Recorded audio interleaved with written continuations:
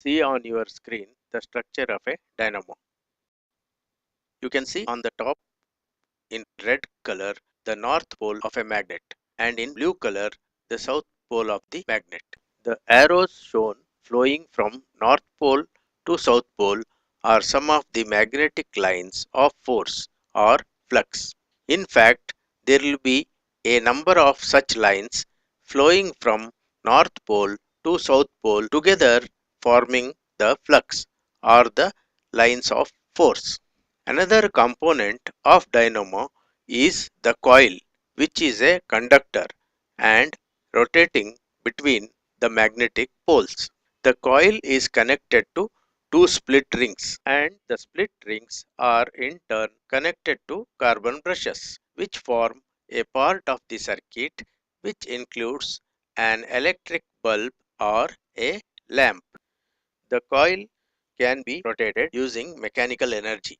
Various sources of mechanical energy are wind energy, steam energy, hand-driven crank, waterfalls, or even friction can be used to rotate the coil. When the armature rotates, it cuts through the magnetic lines of force or flux.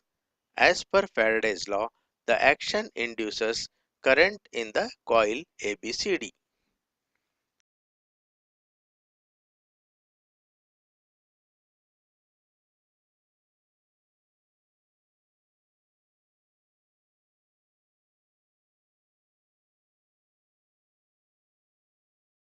Sir, can you please explain me about what is induced current and also the difference between AC dynamo and DC dynamo?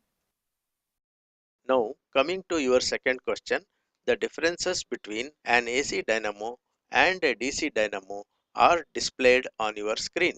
Firstly, the AC dynamo produces alternating current, whereas the DC dynamo produces direct current. Secondly, an armature in an AC dynamo consists of full copper rings, whereas in a DC dynamo, the armature consists of split rings.